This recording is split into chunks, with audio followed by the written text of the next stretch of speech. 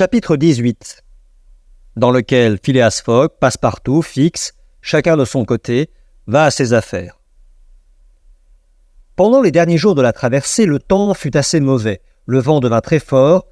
Fixé dans la partie du nord-ouest, il contraria la marche du paquebot. Le Rangoon, trop instable, roula considérablement et les passagers furent en droit de garder rancune à ces longues lames affaiblissantes que le vent soulevait du large. Pendant les journées du 3 et du 4 novembre, ce fut une sorte de tempête. La bourrasque battit la mer avec véhémence. Le Rangoon dut mettre à la cape pendant un demi-jour, se maintenant avec 10 tours d'hélice seulement de manière à biaiser avec les lames.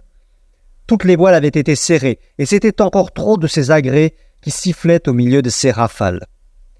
La vitesse du paquebot, on le conçoit, fut notablement diminuée, et l'on put estimer qu'il arriverait à Hong Kong avec 20 heures de retard sur l'heure réglementaire, et plus même si la tempête ne cessait pas. Phileas Fogg assistait à ce spectacle d'une mer furieuse qui semblait lutter directement contre lui avec son habituelle impassibilité. Son front ne s'assombrit pas un instant, et cependant un retard de 20 heures pouvait compromettre son voyage en lui faisant manquer le départ du paquebot de Yokohama. Mais cet homme sans nerfs ne ressentait ni impatience ni ennui. Il semblait vraiment que cette tempête rentrât dans son programme, qu'elle fût prévue. Miss Aouda, qui s'entretint avec son compagnon de ce contretemps, le trouva aussi calme que par le passé. Fix, lui, ne voyait pas ces choses du même œil. Bien au contraire, cette tempête lui plaisait. Sa satisfaction aurait même été sans borne si le Rangoon eût été obligé de fuir devant la tourmente. Tous ces retards lui allaient, car ils obligeraient le sieur Fogg à rester quelques jours à Hong Kong. Enfin, le ciel, avec ses rafales et ses bourrasques, entrait dans son jeu.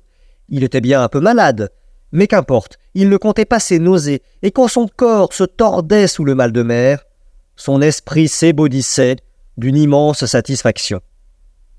Quant à Passepartout, on devine dans quelle colère peu dissimulée il passa ce temps d'épreuve. Jusqu'alors tout avait si bien marché, la terre et l'eau semblaient être à la dévotion de son maître. Steamers et railways lui obéissaient. Le vent et la vapeur s'unissaient pour favoriser son voyage. L'heure des mécomptes avait-elle donc enfin sonné ? Passepartout, comme si les 20 000 livres du pari eussent dû sortir de sa bourse, ne vivait plus. Cette tempête l'exaspérait, cette rafale le mettait en fureur, et il eût volontiers fouetté cette mère désobéissante. Pauvre garçon. Fix lui cacha soigneusement sa satisfaction personnelle, et il fit bien car si Passepartout eût deviné le secret contentement de Fix eût passé un mauvais quart d'heure. Passepartout, pendant toute la durée de la bourrasque, demeura sur le pont du Rangoon. Il n'aurait pu rester en bas, il grimpait dans la mâture, il étonnait l'équipage et aidait à tout avec une adresse de singe. 100 fois, il interrogea le capitaine, les officiers, les matelots, qui ne pouvaient s'empêcher de rire en voyant un garçon si décontenancé. Passepartout voulait absolument savoir combien de temps durerait la tempête. On le renvoyait alors au baromètre, qui ne se décidait pas à remonter. Passepartout secouait le baromètre, mais rien n'y faisait, ni les secousses, ni les injures dont il accablait l'irresponsable instrument. Enfin, la tourmente s'apaisa. L'état de la mer se modifia dans la journée du 4 novembre. Le vent sauta de 2/4 dans le sud et redevint favorable. Passepartout se rasséréna avec le temps, les huniers et les basses voiles purent être établis et le Rangoon reprit sa route avec une merveilleuse vitesse. Mais on ne pouvait regagner tout le temps perdu, il fallait bien en prendre son parti, et la terre ne fut signalée que le 6, à 5 heures du matin. L'itinéraire de Phileas Fogg portait l'arrivée du paquebot au 5. Or, il n'arrivait que le 6. C'était donc 24 heures de retard, et le départ pour Yokohama serait nécessairement manqué. À 6 heures, le pilote monta à bord du Rangoon et prit place sur la passerelle afin de diriger le navire à travers les passes jusqu'au port de Hong Kong. Passepartout mourait du désir d'interroger cet homme, de lui demander si le paquebot de Yokohama avait quitté Hong Kong. Mais il n'osait pas, aimant mieux conserver un peu d'espoir jusqu'au dernier instant. Il avait confié ses inquiétudes à Fix, qui, le farrenard, essayait de le consoler en lui disant que Mr. Fogg en serait quitte pour prendre le prochain paquebot, ce qui mettait Passepartout dans une colère bleue. Mais si Passepartout ne se hasarda pas à interroger le pilote, Mr. Fogg, après avoir consulté son Bradshaw, demanda de son air tranquille aux 10 pilotes s'ils savaient quand il partirait un bateau de Hong Kong pour Yokohama. « Demain, à la marée du matin, » répondit le pilote. « Ah » fit Mr. Fogg sans manifester aucun étonnement. Passepartout, qui était présent, eût volontiers embrassé le pilote, auquel Fix aurait voulu tordre le cou. « Quel est le nom de ce steamer ?» demanda Mr. Fogg. « Le Carnatic », répondit le pilote.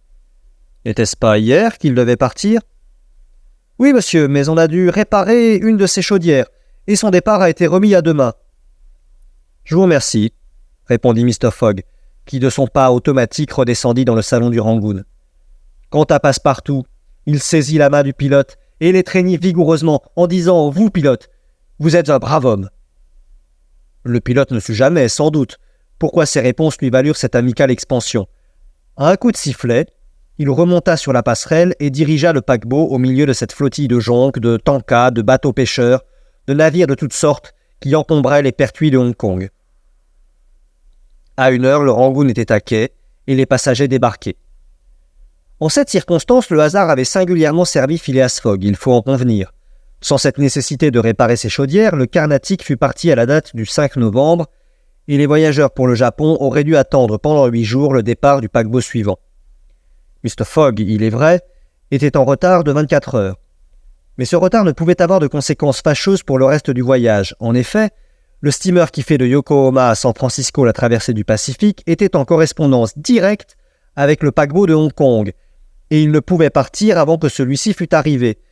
Évidemment, il y aurait 24 heures de retard à Yokohama, mais pendant les 22 jours que dure la traversée du Pacifique, il serait facile de les regagner.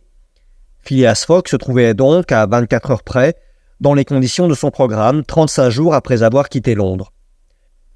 Le Carnatic ne devant partir que le lendemain matin à 5 heures, Mr. Fogg avait devant lui 16 heures pour s'occuper de ses affaires, c'est-à-dire de celles qui concernaient Miss Aouda.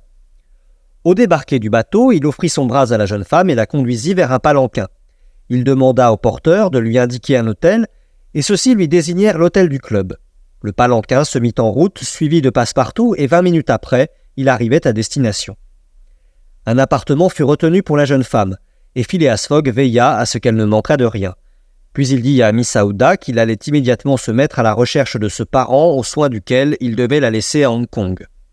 En même temps, il donnait à Passepartout l'ordre de demeurer à l'hôtel jusqu'à son retour, afin que la jeune femme n'y restât pas seule. Le gentleman se fit conduire à la bourse. Là, on connaîtrait immanquablement un personnage tel que l'honorable Jedji, qui comptait parmi les plus riches commerçants de la ville. Le courtier auquel s'adressa Mr. Fogg connaissait en effet le négociant Parsi, mais depuis 2 ans, celui-ci n'habitait plus la Chine. Sa fortune faite, il s'était établi en Europe, en Hollande, croyait-on, ce qui s'expliquait par suite des nombreuses relations qu'il avait eues avec ce pays pendant son existence commerciale. Phileas Fogg revint à l'hôtel du club.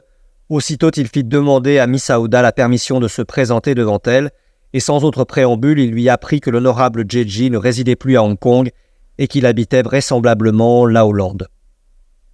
À cela, Miss Aouda ne répondit rien d'abord. Elle passa sa main sur son front et resta quelques instants à réfléchir, puis de sa douce voix « Que dois-je faire, monsieur Fogg ?» dit-elle. « C'est très simple, » répondit le gentleman, « revenir en Europe. » « Mais je ne puis abuser. »« Vous n'abusez pas, et votre présence ne gêne en rien mon programme.